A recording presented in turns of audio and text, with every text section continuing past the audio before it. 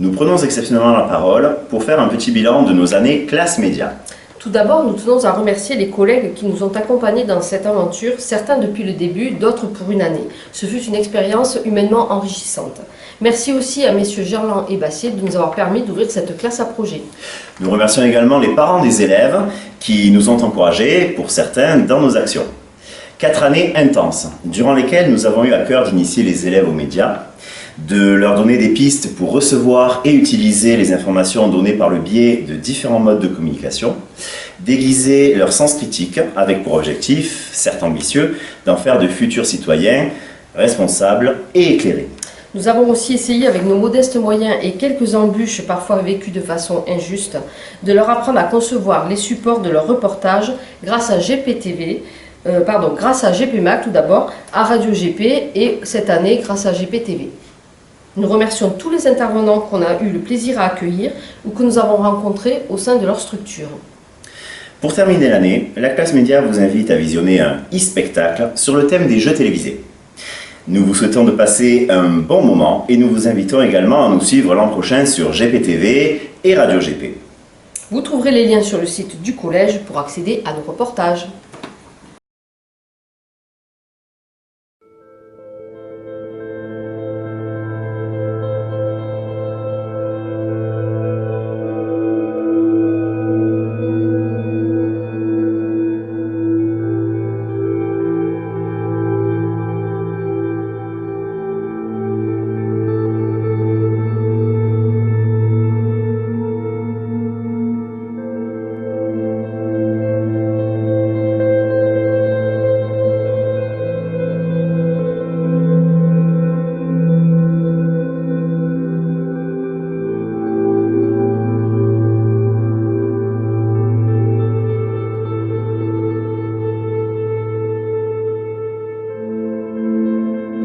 Good afternoon, welcome on the show Let's Criminalize. Tonight I introduce you to 3 very famous criminals. Our first criminal is Jack Ripper.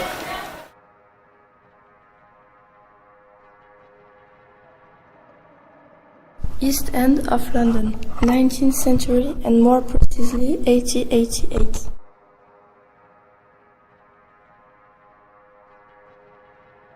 His murders terrorized London at that time.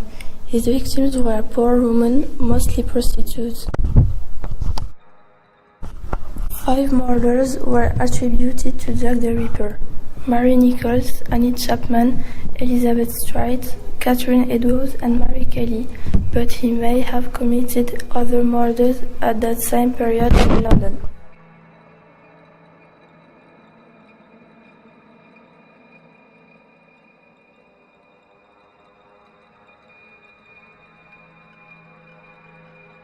Jack the Ripper didn't just stab his victims with a knife, he mutilated women, removing organs such as kidneys and uteruses, and his crimes seem to portray a hatred for women.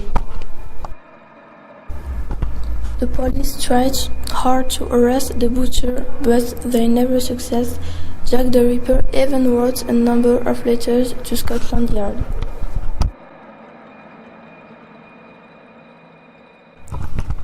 Jack the Ripper's murder suddenly stopped in autumn 1888. Had he died? Had he got bored of killing? Had he been scared? We will never know. Oh, so scary. What a strange story indeed. Now let's see our second criminal, Molly Style.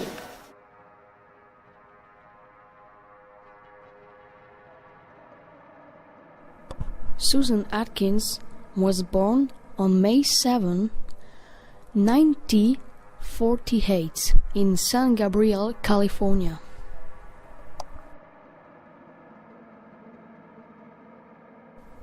Her parents were alcoholic.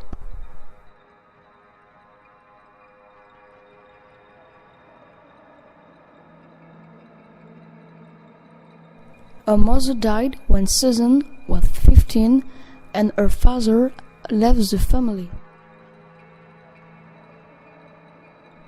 So, she left high school to find a job and moved to San Francisco.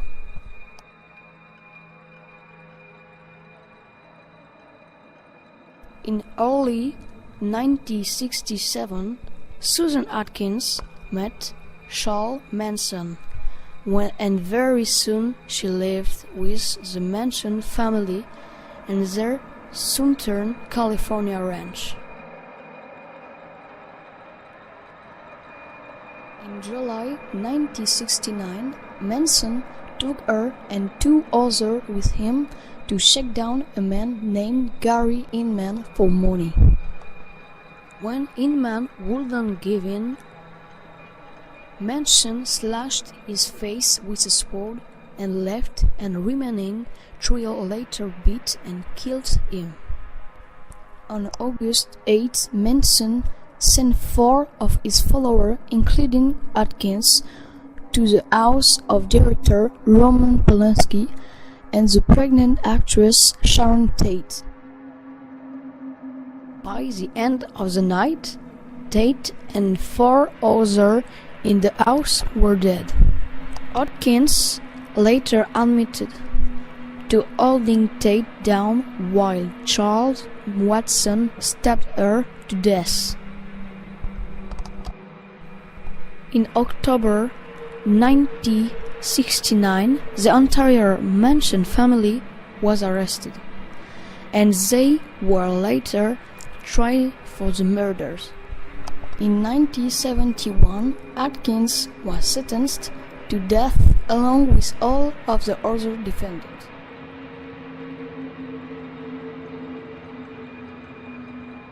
Later, her death penalty was turned into life in prison. She died in prison on September 24, 2009. Well, we can see that the encounter with Charles Manson was a bad one. She was his puppet. Now, let's see your last sadly famous serial killer. Maybe you have early heard of Gianni Versace.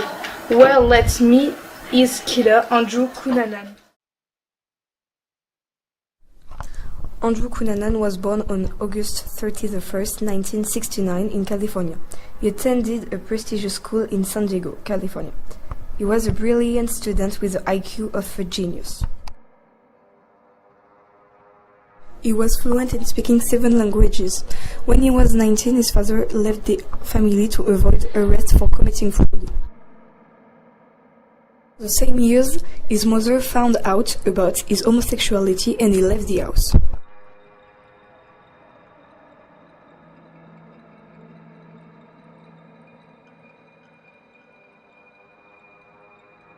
He moved to San Francisco and became a male prostitute targeting rich older men, and also started committing theft to provide for his drug addiction. In 1997, he committed his first murder by killing one of his former lovers, Jeff Trail, with a hammer. Killed him because he thought he had an affair with David Madsen. 2 days later, he shot David Madsen.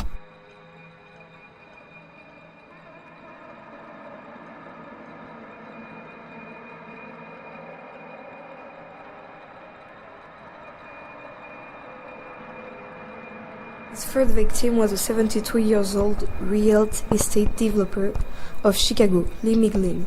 He tortured him brutally and took his Lexus after running him over with it.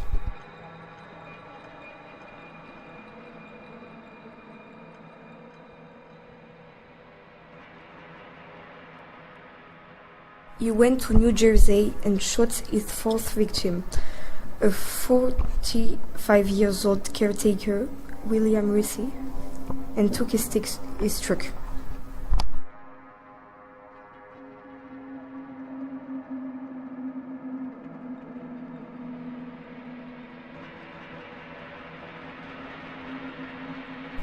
After committing his fourth murder, he reached Miami Beach, Florida, and hid for 2 months in an hotel.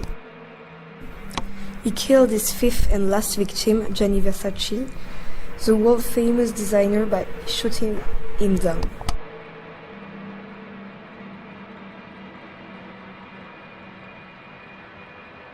This killing made him notorious and pressurized the police to arrest him.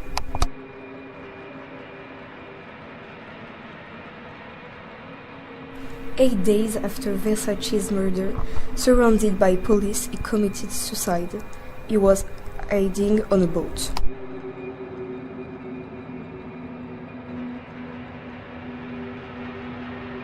He died on July 23rd, 1997. He was 28 years old.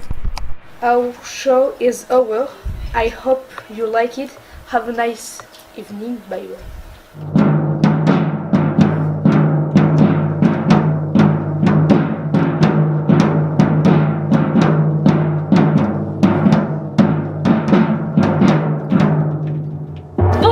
Bienvenue dans le Fort Boyau. Aujourd'hui, nous accueillons Maxime et Thomas qui nous viennent de l'association des humoristes nuls. Vous êtes prêts? Nous allons aller à la première épreuve. Tout de suite.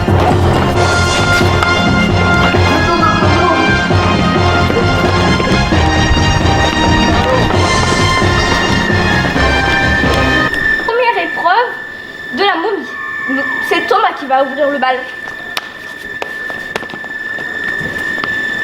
Bienvenue Thomas. Je vais vous poser une question.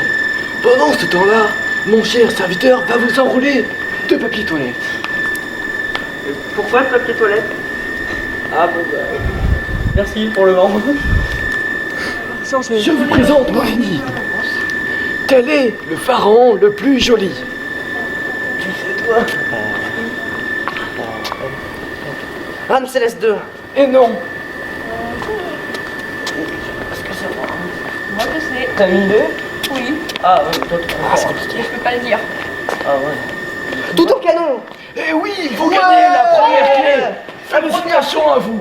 Vous avez une clé, maintenant il vous manque encore 2 clés. Nous allons rejoindre la deuxième épreuve. Ouais. Voici l'épreuve de l'échec dans la salle du temps. Je vous laisse Père Fougas vous expliquer. J'appelle Thomas. Non, Maxime. J'appelle Maxime. Oui bah, eh oh, faut pas se tromper dans le prénom, hein. C'est fou ça, hein. Bienvenue Maxime dans l'antre du temps. Vous allez affronter en combat singulier mon serviteur et votre adversaire. Allez, C'est quoi l'entre du temps? Nous allons donc commencer. Ah ouais, bah bon, Allez Maxime, tu peux le faire. Faites vos jeux. Alors, Dans ça... Harry Potter. Je suis concentré là, hein. Je suis très concentré. Tu peux pas imaginer comme je suis concentré. Waouh, quelle maîtrise du jeu. Concentration parfaite. Oh, c'est Au revoir, la monsieur. victoire. La clé. Félicitations à vous, vous gagnez la Bien, prochaine. merci. Ouais, d'accord, ça j'ai compris. Oh, tout en fait quoi, monsieur? La troisième épreuve et la dernière. Allez, nous voilà devant la troisième épreuve, l'épreuve du suspendu. C'est pas comme le jeu et c'est Thomas qui va le faire. Et on gagne à la fin, ouais, c'est ça, on Oui, gagne. c'est ça. ouais. Oui, oui. Allez, tu peux le faire. Bonjour Thomas. Vous allez participer à l'épreuve du suspendu. Le but du jeu est très simple. Vous affronterez les maîtres dans un pendu. Et en même temps, vous devrez tenir en équilibre ici même. Je vous laisse jouer. C'est parti. Ma première lettre sera le S. C'est bon, Le T, c'est bon, Le M. c'est bon, le R, c'est bon, Le E.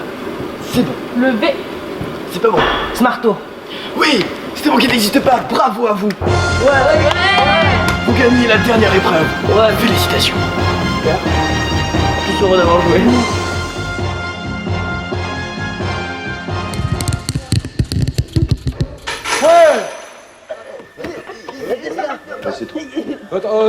Oh non, tu as fait tomber.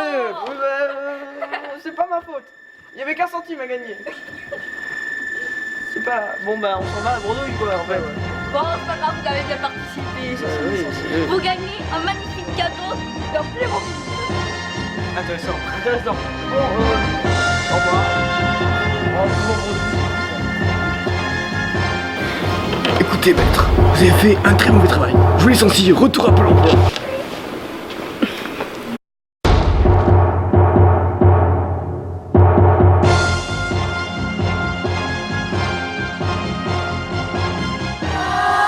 Ba la Jouons un jeu, Let's Make a Deal. Mais avant tout cela, je vais vous présenter le candidat qui se nomme Mathéo. Mathéo. Vous venez d'où? De la station 4. Et vous avez ouvert beaucoup de portes. Ouais. Alors, je vais vous demander d'en choisir encore 3. Une des 3, exactement. La porte A, la porte B, la porte C. Dans 2 de ces portes se cache une heure de colle, mais dans une de ces portes se cache un trésor. Je vous laisse donc choisir. La porte A. D'accord. Maintenant, je vais vous demander si vous voulez changer de porte. Et pour vous aider, nous allons ouvrir une de ces portes. La porte. La porte B a été ouverte. C'est une heure de colle. Maintenant, je vais vous demander si vous voulez changer de porte ou garder la vôtre. Je sais pas. Porte 7. D'accord. Sans plus attendre, nous allons ouvrir la porte C. C'est dommage, vous avez perdu. Mais nous allons quand même ouvrir la porte A. Et voilà, le pactole était bien dans la porte A. Merci d'avoir regardé Let's Make a Deal. Nous allons attendre pour un nouveau candidat. Sur ce, bonne soirée ou bonne journée. Reprenons le jeu. Au départ, le candidat a le choix entre 3 portes. Une seule d'entre elles mène au trésor. Il a donc une chance sur 3 de gagner. Passons maintenant à la deuxième partie du jeu, après que le présentateur ait ouvert une porte perdante. Si le candidat conserve son choix, il a alors toujours une chance sur 3 de gagner. En revanche, si le candidat change de porte, étudiant les cas possibles, si le candidat choisit la seule porte gagnante, le présentateur va dévoiler l'une des 2 portes perdantes et le candidat est sûr de perdre en changeant de porte. En revanche, s'il choisit l'une des 2 portes perdantes, le présentateur serait obligé de dévoiler l'autre porte perdante et le candidat est sûr de gagner en switchant. C'est ce qu'on appelle le paradoxe de Monty Hall. Récapitulons. Si on prend la porte A, on perd en switchant. Si on prend la porte C, on gagne en switchant. Si on prend la porte B, on gagne en switchant. Donc, on passe de 1 chance sur 3 de gagner à 2 chances sur 3 de gagner. Oui, mais ça reste un jeu quand même, on n'est pas sûr de gagner. Gros, tout à fait, Maximor.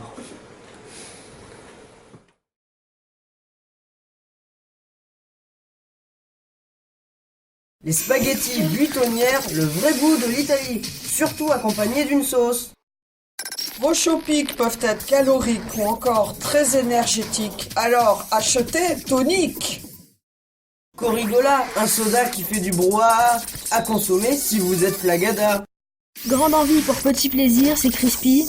Mangez Crispy et tout vous sourit. Crispy, c'est le paradis des îles. Kikiristiti, ce n'est pas joli, ce n'est pas aussi long que spaghetti, ni que des tortellini, mais aussi bon que des raviolis. La hélique. Lorsque je le mange, je deviens poétique, boulimique et angélique. Le poulet budapé, bien bardé, sauté et accompagné de giroflés, il n'y a que ça de vrai. Je suis Flagada, je mange Pépita. Pépita, j'en suis gaga. Une pause de chocolat, c'est Pipita. Répito, un gâteau mexicain puissant comme une charge de taureau. Avec Yakaka, ne rate pas ton baccalauréat, car c'est meilleur que des granolas, des Nutella ou que des œufs au plat. We've got to stand up, we just can't give up. We play it real and always look up. We've got to stand up, we just can't give up. We play it real and always look up. We make it real. Leaning back, we make it real. Leaning back, we've got to stand up. We just can't give up. We play it real and always look up. We've got to stand up. We just can't give up. We play it real and always look up. Hola, bienvenidos a nuestro programa MasterChef Junior. Hoy tenemos a 2 equipos que se van a enfrentar realizando una receta muy típica española, el gazpacho. Y para elegir el mejor gazpacho están con nosotros 3 chefs muy famosos: Isan Berni, hola. Hola. Justin Fernández, hola. El sorprendente Alex Lugo, hola. Hola. Sin perder un minuto, por favor, queridos concursantes, os podéis presentar el equipo de chicas primero. Hola, me llamo Manu Garcia, vengo de Madrid, tengo 13 años y soy alumna en tercero de ESO. Hola, soy Manela Pascal, tengo 13 años y vengo también de la capital. Gracias a los dos por estar aquí y ahora, chicos, presentados. Hola, me llamo Tito, soy de Valencia, estoy en tercero de ESO en la misma clase que mi amigo Martín. Hola, me llamo Martín, tengo 13 años, soy pues de Valencia y espero que vamos a ganar. Voy a recordar rápidamente las reglas del juego. Tenéis en la mesa todos los ingredientes para hacer un gazpacho y los utensilios necesarios. Justin, ¿puedes suministrar los ingredientes de un rico gazpacho? Claro que sí. Delante a vosotros están los tomates, los pimientos, la cebolla, el ajo, el pepino, el pan de molde y, para terminar, la sal, la pimienta, el vinagre y el aceite de oliva. Para realizar esta tenéis 20 minutos ni un segundo. Todo está dicho. ¿Estos concursantes? ¡Sí! 5, 4, 3, 2, 1. ¡Suerte, chicos!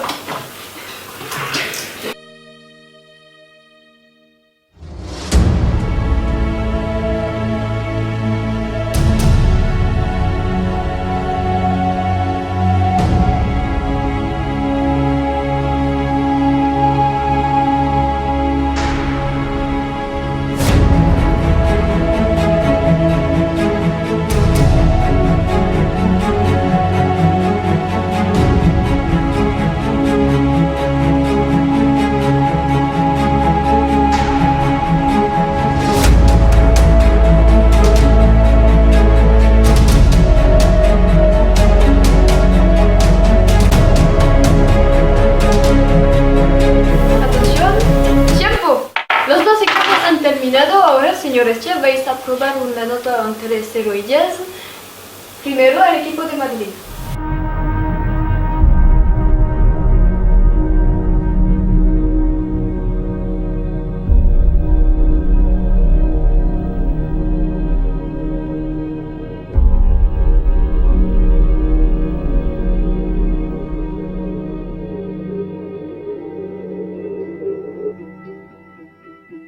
Y ahora, el gazpacho de los chicos.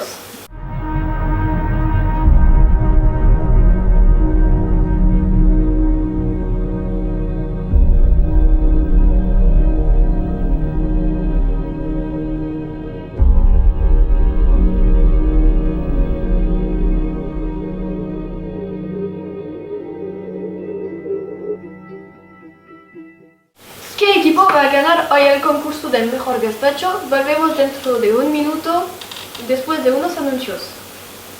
Si no tienes tiempo para prepararte un buen gazpacho, compra el Bondi, el mejor gazpacho embotellado, sin conservadores, verdura, nada más.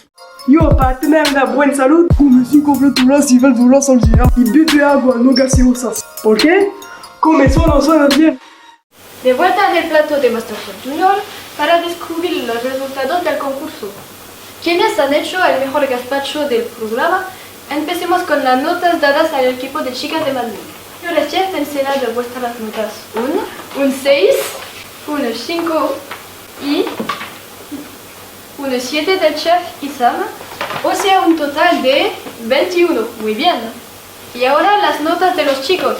Empecemos con la nota de Alex, un 9, Isam, un 8 y Justin, tu nota, un 8.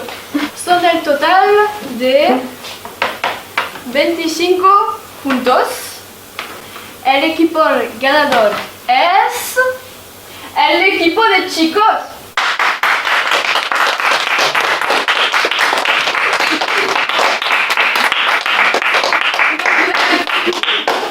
Enhorabuena, vuestro gazpacho es el mejor de esta noche. Pues gracias a los chefs y gracias al programa. Vuestro gazpacho está muy rico, es merecido. Y para felicitaros, el premio de esta noche es un cursillo para cada uno en el restaurante de nuestros famosos chefs invitados esta noche. Pues queridos telespectadores de nuestro programa, me despido de vosotros y os digo hasta la semana próxima.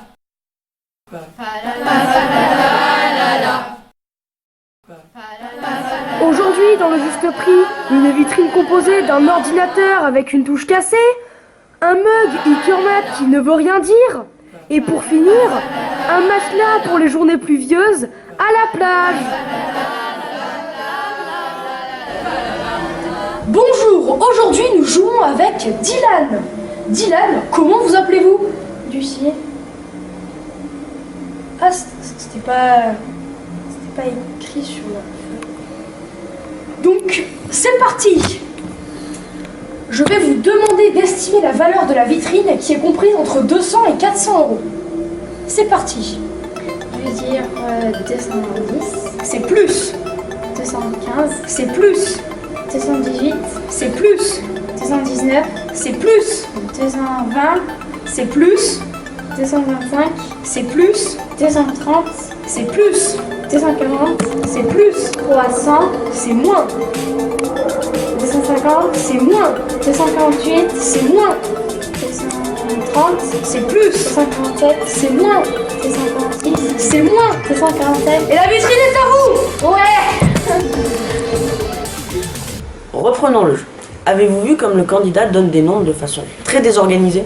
Il existe un moyen d'organiser ses réponses afin de ne pas dire un nombre trop éloigné de la valeur de la vitrine ou déjà dit. Cela s'appelle la dichotomie. Du grec dichotomos signifie couper en deux. Cette méthode consiste à chaque tour à donner la moyenne des valeurs minimales et maximales.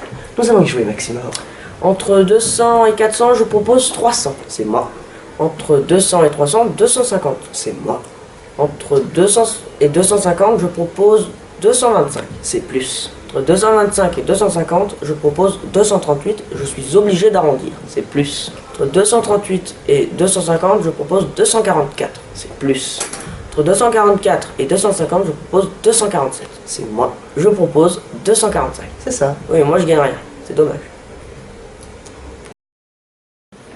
Allez, maintenant, vous allez jouer chez vous. On cherche un nombre entre 0 et 100. C'est plus de 50. C'est plus de 75. C'est moins de 88. C'est moins de 82. C'est plus de 78. C'est moins de 80. Et oui, vous avez trouvé 79. Bravo.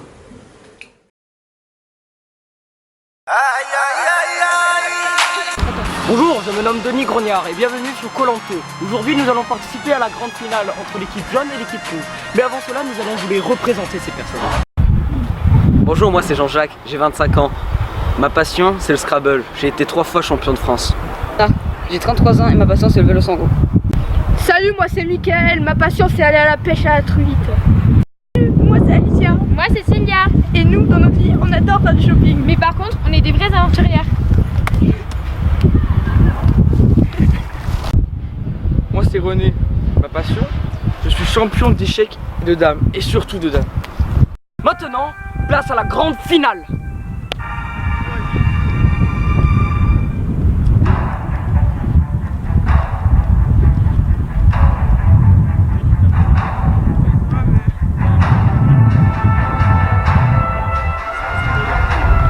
Maintenant, place à la dernière épreuve. Commencez. Les lancements de l'équipe rouge qui part directement, qui enchaîne d'une facilité. Mais l'équipe jaune arrive à rattraper, ils arrivent en même temps à la dernière épreuve. Et de se rate, l'équipe rouge qui marque le premier point. La deuxième participante qui arrive d'une rapidité.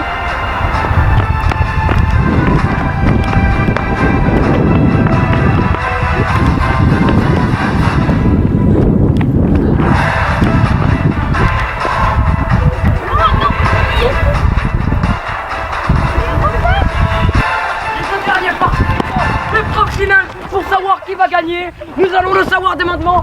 Mais Henri, enfin le participant là, il est en train d'avancer. L'équipe rouge est gagnante. Bien joué à vous trois. Vous avez réussi à gagner l'épreuve finale contre l'équipe jaune qui est hélas perdante, mais gagnante pour vous. Je vous offre donc le trophée. Attendez. Ouais. Merci d'avoir regardé Koh-Lanta. Je vous souhaite une très bonne ou une merveilleuse soirée. À demain ou à la saison prochaine. Hey, Monsieur, attendez, ce n'est pas normal. De quoi vous parlez, monsieur? Des volants, ils en ont 6 et on en a que 2. Ah, donc vous êtes en train de dire que le staff a mal fait son boulot? Oui. Vous allez donc en parler ça avec la prod? Ok.